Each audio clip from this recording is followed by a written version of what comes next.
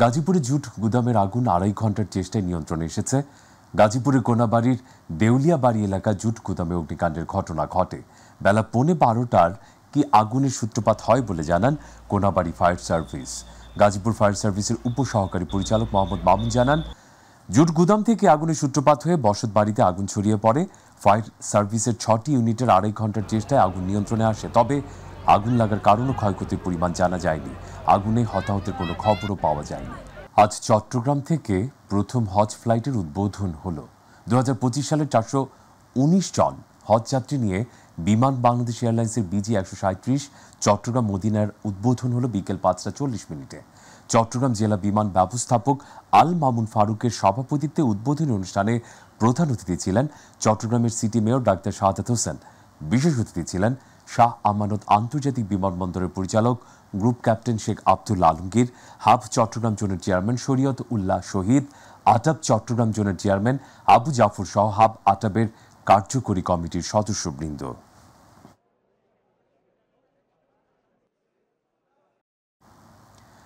সাতক্ষীরা সদর হাসপাতালে জরুরি বিভাগে ভাঙচুর ও হামলার ঘটনা ঘটেছে। এতে জরুরি বিভাগের চেয়ার, টেবিল, গ্লাস সহ বিভিন্ন সরঞ্জাম ভেঙে গেছে। সকাল 10:30টার দিকে এই ঘটনাটি ঘটে। সাতক্ষীরা সদর হাসপাতালে জরুরি বিভাগে কর্মরত স্বাস্থ্যকর্মীরা জানান, শাহিনুর রহমান নামের এক রোগী সকালে জরুরি বিভাগে চিকিৎসা নিয়ে ইনডোরে ভর্তি হন। সেখানে দায়িত্বপ্রাপ্ত চিকিৎসককে না পেয়ে রোগীর স্বজনরা ক্ষিপ্ত হয়ে ওঠেন। পরে তারা ফের জরুরি বিভাগে ফিরে এসে কর্তব্যরত স্টাফদের সঙ্গে তর্ক বিতর্কে জড়ান। এক পর্যায়ে স্টাফদের উপর হামলা চালিয়ে ব্যাপক ভাঙচুর করা হয়। তিস্তা মহাপরিকল্পনা বাস্তবায়নের দাবিতে নদী তীরবর্তী লক্ষাধিক মানুষ ও নদী আন্দোলন কর্মীদের নিয়ে পদযাত্রা ডাক দিয়েছে তিস্তা নদী রক্ষা আন্দোলন। নগরের একটি হোটেল মিলনায়তনে সংবাদ সম্মেলন করে সংগঠনের প্রধান সমন্বয়কারী বিএনপি সাংগঠনিক সম্পাদক অধ্যক্ষ আসাদুল হাবিবুল্লাহ জানান, তিস্তা নদী বেষ্টিত উত্তরের 5 জেলায় টানা 48 ঘন্টা আন্দোলন কর্মসূচি পালিত হলেও অন্তর্বর্তী সরকার তিস্তা নদী সুরক্ষায় মহাপরিকল্পনা বাস্তবায়নে কোনো পদক্ষেপ নেয়নি। সংবাদ সম্মেলনে উপস্থিত ছিলেন রংপুর জেলা বিএনপির আহ্বায়ক সাইফুল ইসলাম, সদস্য সচিব আনিসুর রহমান লাকু, মহানগরের আহ্বায়ক শামসুজ্জামান সামু, জেলা বিএনপির সাবেক সভাপতি এমদাদুল হক ভরসা সহ অন্যান্যরা। আগামীকাল এই রংপুর শহরে একটি বিশাল গণপদযাত্রার কর্মসূচি ঘোষণা করেছি। এটি আমাদের ঐতিহাসিক শাপলা চত্বর থেকে শুরু হবে এবং এটি জেলা স্কুলের মাঠে গিয়ে আমরা শেষ করব। আমরা আবার দাবি জানাতে চাই, আমরা সে সময় ঘোষণা করেছি যে সরকার যদি গড়িমসি করে তাহলে আমরা পর্যায়ক্রমে লাগাতার আস্তে আস্তে কর্মসূচি দিতেই থাকব। সমাজের নিম্নায়ের দরিদ্র অবহেলিত মানুষের চিকিৎসা নিশ্চিত করতে সবাইকে ঐক্যবদ্ধ হয়ে কাজ করার আহ্বান জানালেন বিএনপি স্থায়ী কমিটির সদস্য আমির খসরু মাহমুদ চৌধুরী। দুপুরে চট্টগ্রাম নগরীর আগ্রাবাদ মা ও শিশু জেনারেল হাসপাতালে নতুন ক্যান্সার ওয়ার্ড উদ্বোধনকালে এ আহ্বান জানান তিনি। এই সময় হাসপাতালটিকে বিশ্বমানের করতে ভবিষ্যতে কাজ করে যাবেন বলে অঙ্গীকার করেন তিনি। অনুষ্ঠানে বিশিষ্টজনেরাও বক্তব্য রাখেন।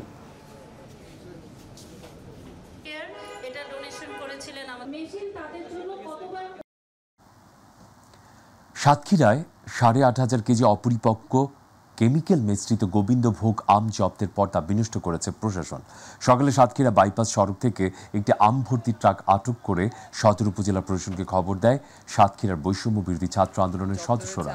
পরে সদর উপজেলা নির্বাহী অফিসার সোয়েব আহমদ ও সদর উপজেলার কৃষি অফিসার মনির হোসেন ঘটনাস্থলে পৌঁছে ট্রাকের ভেতরে থাকা 417 ক্যারেট আম পরীক্ষা নিরীক্ষা করে অপরিপক্ক ও কেমিক্যাল মিশ্রিত হওয়ায় তা জব্দ করে। এই সময় আমের মালিককে না পেয়ে আমগুলো ট্রাক্টরের চাকায় পিষতে আমগুলো ধ্বংস করা হয়। উচ্চমুখর পরিবেশে মৌলভীবাজারের জুড়ি উপজেলার হাকালুকি হাওরে শুরু হয়েছে বোরো ধান কাটা এবং মাড়াই। বাম্পার ফলনের পাশাপাশি বাজারের দাম ভালো পাওয়ায় হাসি ফুটেছে কৃষকের মুখে। কৃষি বিভাগ বলছে, প্রয়োজনীয় পরামর্শ সহায়তা দেওয়া হচ্ছে কৃষকদের, যাতে করে তারা সুষ্ঠুভাবে ফসল ঘরে তুলতে পারেন। প্রতিনিধি মনিরুল ইসলামের তথ্যচিত্রে প্রতিবেদন শামস তাবরিজ উচ্ছ্বাসের। মৌলভীবাজারের জুড়ি উপজেলার বিস্তীর্ণ শস্য ভাণ্ডারকে তো এশিয়ার বৃহত্তর হাকালুকি হাওর। হাকালুকি হাওরের পাশাপাশি পুরো উপজেলায় বোরো ধানের আবাদ হয়েছে। গত বছর ব্লাস্টার রোগের আক্রমণে ফলন ভালো না হলেও এবার আবহাওয়া অনুকূলে থাকায় পুরো হাকালুকি জুড়ে হয়েছে বোরো ধানের বাম্পার ফলন। বাম্পার ফলনে কৃষকের মুখে হাসি ফুটেছে। এবার খুব ভালো ধান হয়েছে। ধান তো ফলন পাইছি বেশি, ঠিক আছে, কিন্তু ফলন পাইলেও তো আমরা এই খরচ দিয়ে গেছে কাবার দিতে পারতাছি না। গেছে এবার আমরা ধান হয়তো মার গেছে, এবার ধান ভাই আমরা খুশি। ফলন ভালো হওয়ায় হাওর পারে বোরো ধান কাটায় ব্যস্ত কৃষকেরা। হাওর এলাকা জুড়ে এখন বোরো ধান কাটা, মারাই কাজ, ধান শুকানো সহ ধান সিদ্ধের কাজ চলছে পুরোদমে। তবে ফলন ভালো হলেও ধান কাটার যন্ত্র সরকারের নির্ধারিত মূল্যের চেয়ে বাড়তি মূল্য নেয় ক্ষোভ প্রকাশ করেন কৃষকেরা। ধান কাটার মেশিন যে তারা যে 2500 টাকা রেট করছে, আমরা লেগে বড় একটা জুলুম হয়েছে। এই সিজনে আমরা গাড়ি দিয়ে যদি ধান কাটতাম পারি তো আমরা একটা সহজ হয়। বোরো ধান চাষে উঠান বৈঠকের মাধ্যমে কৃষকদের সকল ধরনের পরামর্শ ও সহযোগিতা, বিনামূল্যে সার, বীজ, কীটনাশক দেওয়া হয়েছে বলে জানিয়েছে কৃষি বিভাগ। ব্লাস্ট, শিলাবৃষ্টি এবং প্রাকৃতিক দুর্যোগ না থাকায় এবার ফলন খুব ভালো হয়েছে এবং কৃষকরা ভালো দাম পাবে আমরা প্রত্যাশা করছি। তাদেরকে নিয়মিত পরামর্শ প্রদান এবং ব্লাস্ট রোগ নিয়ে সচেতনতামূলক প্রোগ্রাম করেছি। তাছাড়াও কৃষকদের মাঝে আমরা বীজ, সার বিতরণ করেছি এবং কৃষকদেরকে দক্ষতা বাড়ানোর জন্য আমরা নিয়মিত তাদেরকে প্রশিক্ষণ দিয়েছি। চলতি মৌসুমে হাকালুকি হাওরে মোট 6150 হেক্টর জমিতে বোরো ধানের আবাদ হয়েছে। শামস তাবরিজ উচ্ছ্বাস, মাই টিভি নিউজ ডেস্ক। মুন্সিগঞ্জের গজারিয়া অজ্ঞাত গাড়ির ধাক্কায় ফরহাদ উদ্দিন ভূঁইয়া নামের এক মোটরসাইকেল চালক নিহত হয়েছেন। সকাল 7টার দিকে ঢাকা চট্টগ্রাম মহাসড়কের ভবেরচর এলাকায় ঢাকামুখী সড়কে দুর্ঘটনা ঘটে।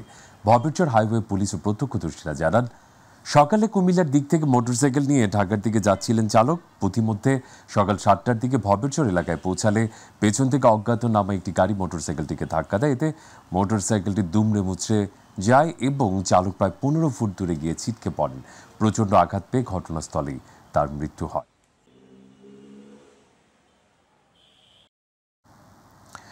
সংবাদ প্রচারের জের ধরে মাই টিভির রংপুর প্রতিনিধি মাহমুদুল হাসানকে কাফনের কাপড় পাঠিয়ে হত্যার হুমকির প্রতিবাদে জড়িতদের দৃষ্টান্তমূলক শাস্তির দাবিতে দিনাজপুরের পার্বতীপুরে মানববন্ধন হয়েছে। স্থানীয় সাংবাদিক সমাজের উদ্যোগে সকালে কেন্দ্রীয় শহীদ মিনার সংলগ্ন সড়কে মানববন্ধনের আয়োজন করা হয়। এই সময় মাই টিভির পার্বতীপুর প্রতিনিধি আব্দুল্লাহ মামুন, সিনিয়র সাংবাদিক মাহমুদুল হাসান, মঞ্জুরুল আলম, শাহজাল ইসলাম সহ পার্বতীপুরে কর্মরত বিভিন্ন প্রিন্ট ইলেকট্রনিক মিডিয়ার সংবাদকর্মীরা উপস্থিত ছিলেন।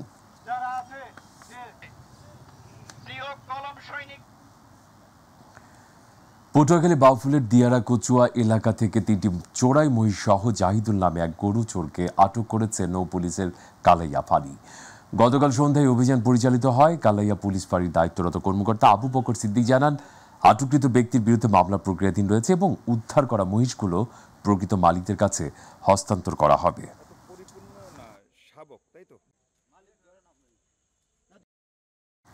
ঝিনাইদহের কালীগঞ্জে নির্মাণাধীন বাড়ির মাটি চাপা পড়ে মালিকের মৃত্যু হয়েছে।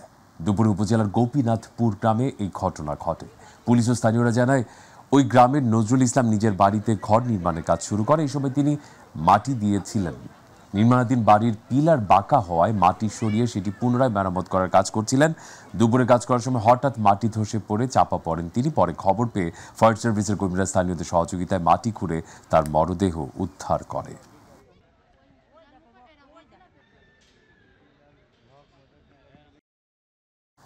বরিশাল সিটি কর্পোরেশনের মেয়র পদ নিয়ে প্রেস ক্লাবে সংবাদ সম্মেলন করেছেন ইসলামী আন্দোলন বাংলাদেশের মুফতি সৈয়দ মোহাম্মদ ফয়জুল করিম। লিখিত বক্তব্যে ফয়জুল করিম বলেন, চট্টগ্রাম এবং ঢাকা দক্ষিণ সিটি নির্বাচনে জনতার আকাঙ্ক্ষা অনুযায়ী বিজ্ঞ নির্বাচনী ট্রাইব্যুনাল জনতার পক্ষে রায় দিয়েছেন। এজন্য তাকে মেয়র হিসেবে ঘোষণা করার জন্য নির্বাচনী ট্রাইব্যুনালে মামলা দায়ের করেছেন তিনি, যার পরবর্তী তারিখ 5 মে ধার্য রয়েছে। তিনি আশা প্রকাশ করেন, নির্বাচনী ট্রাইব্যুনালের বিচারক বরিশাল নগরবাসীর আশা আকাঙ্ক্ষার প্রতিফলন ঘটাবেন। আছে মামলা গ্রহণ করার। আমি আদালতের কাছে অনুরোধ করব যে আমাদের মামলা গ্রহণ করে জনগণের আশা এবং আকাঙ্ক্ষার প্রতিফলন অবশ্যই আদালত ইনশাল্লাহ ঘটাবেন। এর জন্য আমি জনগণকে বলবো যে যারা নাগরিক উৎসাহিত আদালতের রায় শোনার জন্য অপেক্ষমান, আপনারা রাস্তায় আগামী 5 তারিখ না আসার জন্য অনুরোধ করব। আদালতকে বিচারের সুযোগ দেওয়ার জন্য আপনাদের কাছে আমি জোর অনুরোধ করব। ব্রাহ্মণবাড়িয়ায় যৌথ বাহিনীর অভিযানে ৭০ বছর পর বক্ষবিধি হাসপাতালের ৫৮% জমি উদ্ধার করা হয়েছে। সকালে জেলা পরিষদ নির্বাহী ম্যাজিস্ট্রেট আব্দুল খালেক বাটোয়ারির উপস্থিতিতে পৌর এলাকার মেড্ডায় এই উচ্ছেদ অভিযান পরিচালনা করা হয়। এই সময় সেখানে থাকা অবৈধ সকল বাড়িঘর দোকানপাট গুড়িয়ে দেওয়া হয়েছে। সিভিল সার্জন ডাক্তার নোমান মিয়া সাংবাদিকদের জানান, দীর্ঘদিন ধরে বক্ষবিধি হাসপাতালে ৫৮ জায়গায় স্থানীয়রা অবৈধভাবে পাকা স্থাপনার বাড়িঘর ব্যবসা প্রতিষ্ঠান নির্মাণ করে দখলে রেখেছিলেন। এই বিষয়ে মামলা করা হলে জায়গাটি উদ্ধারে প্রশাসন উদ্যোগ নেয়।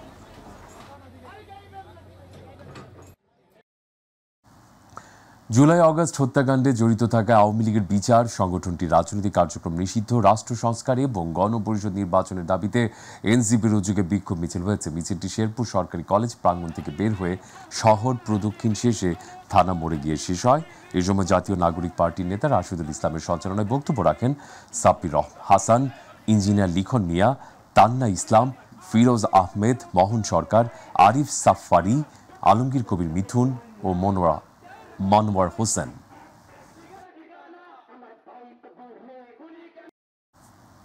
এদিকে কুষ্টিয়ার মিরপুরের আমলায় আমপাড়াকে কেন্দ্র করে শিশু সিয়াম হত্যা চেষ্টার আসামিদের অবিলম্বে গ্রেপ্তার ও বিচারের দাবিতে বিক্ষোভ মিছিল মানববন্ধন করেছে এলাকাবাসী। দুপুরে উপজেলা আমলা বাজারের কর্মসূচিতে শিক্ষার্থী সহ এলাকার কয়েকশো নারী পুরুষ অংশ নেয়। এই সময় তারা দাবি করেন ঘটনার সুষ্ঠু বিচার, অন্যথায় আরও কঠোর আন্দোলনের হুঁশিয়ারি দেন আন্দোলনকারীরা। গত ২৬ এপ্রিল আমপাড়াকে কেন্দ্র করে তাকে বেধড়ক মারধর করা হয়। জাতীয় আদিবাসী পরিষদের উদ্যোগে রাজশাহীতে বর্ণাঢ্য র্যালির আয়োজন করা হয়। রাজশাহী মহানগরের আলুপট্টিতে আনুষ্ঠানিকভাবে র্যালির উদ্বোধন করেন ভাষা সৈনিক মোশাররফ হোসেন আকুঞ্জি।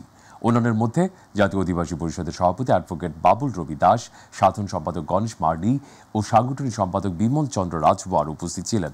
উদ্বোধন পর্বে বক্তাগণ আদিবাসী হিসেবে সাংবিধানিক স্বীকৃতি প্রদান, সমতল আদিবাসীদের জন্য পৃথক ভূমি কমিশন গঠন সহ ৯ দফা দাবি মেনে নেওয়ার জন্য সরকারের প্রতি আহ্বান জানিয়েছেন।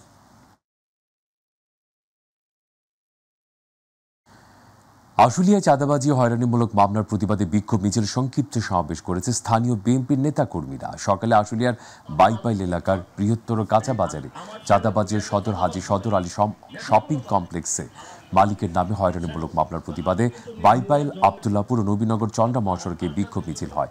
বিক্ষোভ মিছিল সমাবেশ থেকে নেতাকর্মীরা জানান, হাসিনা সরকারের পতনের পর কিছু সন্ত্রাসী মামলা, বাণিজ্য ও চাঁদাবাজি করে আসছে। প্রতিবাদে ধামসোনা ইউনিয়ন বিএনপি সভাপতির উদ্যোগে প্রতিবাদ জানিয়েছে এই কর্মসূচি।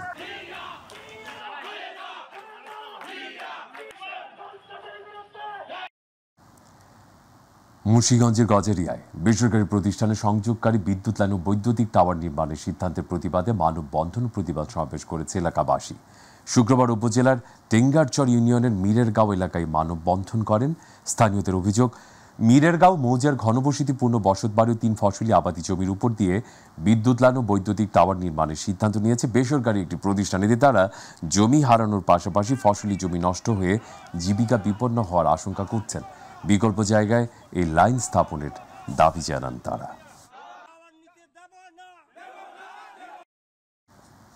পিরোজপুরে দীর্ঘদিন ধরে অবৈধভাবে দখল হয়ে যাওয়া ঐতিহাসিক ভারানী খাল পুনরায় খননের উদ্যোগ নেওয়া হয়েছে। শুক্রবার সকাল থেকে বিকেল পর্যন্ত জেলা প্রশাসনের তত্ত্বাবধানে এবং স্থানীয় স্বেচ্ছাসেবী সংগঠনগুলোর সহায়তায় শুরু হয় খাল খনন অবৈধ স্থাপনা উচ্ছেদ কার্যক্রম। পিরোজপুর পৌর শহরের বুক চিরে বয়ে চলা ২ কিলোমিটার দীর্ঘ, গড়ে প্রায় ২০ থেকে ২২ ফুট প্রশস্ত এই খালের দুই পাশ জুড়ে দীর্ঘদিন ধরে গড়ে উঠেছিল বিভিন্ন অবৈধ স্থাপনা। ফলে খালের স্বাভাবিক প্রবাহ বাধাগ্রস্ত হচ্ছিল এবং এলাকায় জলাবদ্ধতার সৃষ্টি হচ্ছিল। বর্তমান উদ্যোগের ফলে এসব স্থাপনা গুড়িয়ে দেওয়া হচ্ছে এবং খালটি তার পূর্বের রূপ ফিরিয়ে পাচ্ছে।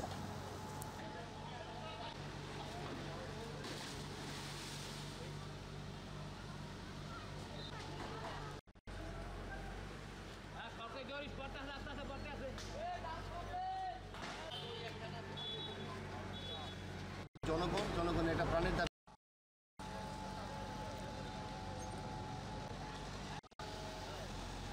যে দূষণ এবং দখল ছিল তার জন্য পানি প্রবাহ একেবারেই বন্ধ ছিল। তো আমাদের এখানকার যে জনগণের এটা প্রাণের দাবি ছিল এই খালটির যেন পানি প্রবাহ আগের মতো নিশ্চিত হয়। এই ভারানী খাল, দামোদর খাল, সিআইপাড়া খাল এবং পিরোজপুরের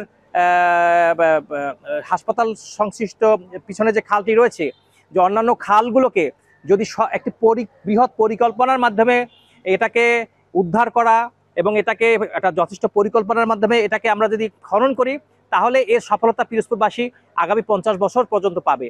এবং এই খাল যেন প্রতি বছর ঠিকমতো পুনঃখনন হয় সেইটার দিকে সেজন্য দৃষ্টিপাত করেন।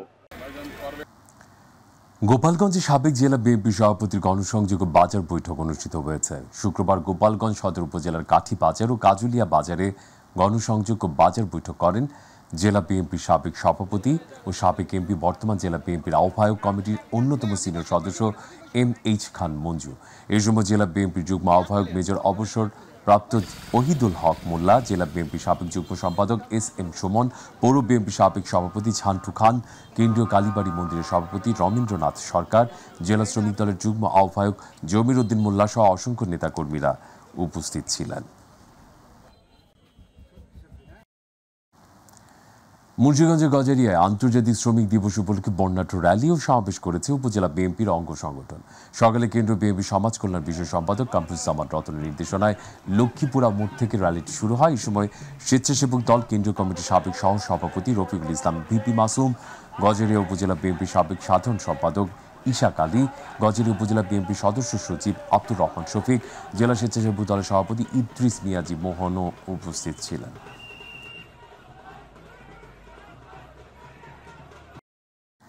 গাজীপুরের কাপাসিয়া জায়েদ ইউনিয়নের দরদরিয়া গ্রামের মোহাম্মদ আরিফুল ইসলামের বিরুদ্ধে মিথ্যা মামলা সহ বিভিন্ন অভিযোগের প্রতিবাদে মানববন্ধন হয়েছে। এসব এলাকাবাসী জানান, আরিফের বিরুদ্ধে মিথ্যা অভিযোগ করা হয়েছে। তিনি এলাকার মানুষকে বিভিন্নভাবে সহযোগিতা করে থাকেন। তার বিরুদ্ধে সকল অভিযোগ ভিত্তিহীন।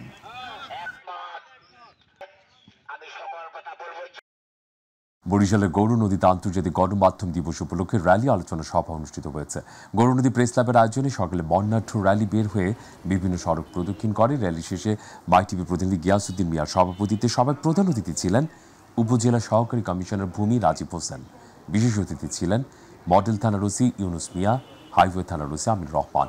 বক্তব্য রাখেন প্যানেল আহ্বায়ক জহুরুল ইসলাম, সদস্য খোকন আহমেদ হীরা, কাজী আল আমিন সহ অন্যান্য সাংবাদিকরা। জাতীয় সঙ্গীত মনোমুগ্ধকর নৃত্য পরিবেশন আর বর্ণাঢ্য র্যালির মধ্য দিয়ে শুরু হয়েছে রাজশাহী বিশ্ববিদ্যালয়ের নাট্যকলা বিভাগের অ্যালামনাই অ্যাসোসিয়েশনের প্রথম সম্মেলন। সকালে জাতীয় পতাকা উত্তোলন ও জাতীয় সঙ্গীত পরিবেশনের মধ্য দিয়ে অনুষ্ঠানের উদ্বোধন করেন বিশ্ববিদ্যালয়ের উপাচার্য। পরে নৃত্য পরিবেশনা বর্ণাঢ্য র্যালির মধ্য দিয়ে ঢাকের তালে শুরু হয় প্রাণের সঞ্চার। দীর্ঘ 25 বছর পর একদিন ব্যাপী নতুন পুরাতন শিক্ষার্থীদের মিলন মেলায় উৎসবটি পরিণত হয় বিভাগটি। দীর্ঘদিন পর ক্যাম্পাসে সকল সহপাঠীদের একসাথে পেয়ে আনন্দে সকলেই ফিরে যান পুরনো দিনের নানা স্মৃতিতে, মেতে ওঠেন আনন্দে।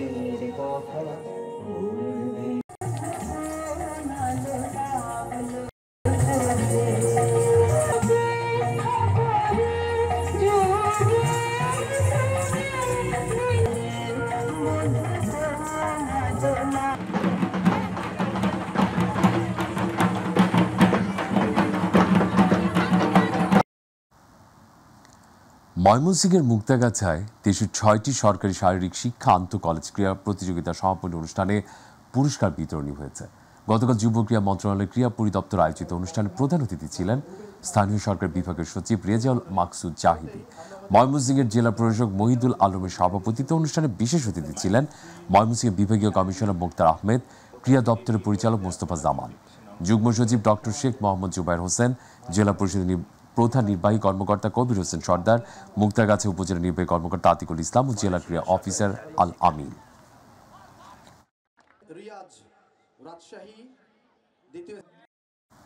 শরীয়তপুরের ঐতিহ্যবাহী ভোজেশ্বর নূরে মদিনা জামে মসজিদে দীর্ঘ 35 বছর ইমামতি শেষে রাজকীয়ভাবে ইমামকে বিদায় দিলেন মসজিদের কমিটি ও এলাকার মুসল্লিরা।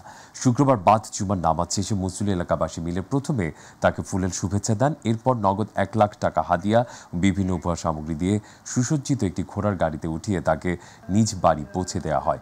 বিদায়ী সংবর্ধনা মসজিদ কমিটির সাধারণ সম্পাদক HM হাজী শাহজাহান হাওলাদার, সিনিয়র সহ সভাপতি আব্দুল সালাম হাওলাদার, সহ সভাপতি কাশেম সুইয়াল, সিনিয়র যুগ্ম সাধারণ সম্পাদক জুয়েল বাতপর, মসজিদ কমিটির অন্যতম সদস্য HM রাসেল হাওলাদার, কোষাধ্যক্ষ সম্পাদক জাহাঙ্গীর মল্লিক ও জাহাঙ্গীর হাজলার এ সময় উপস্থিত ছিলেন।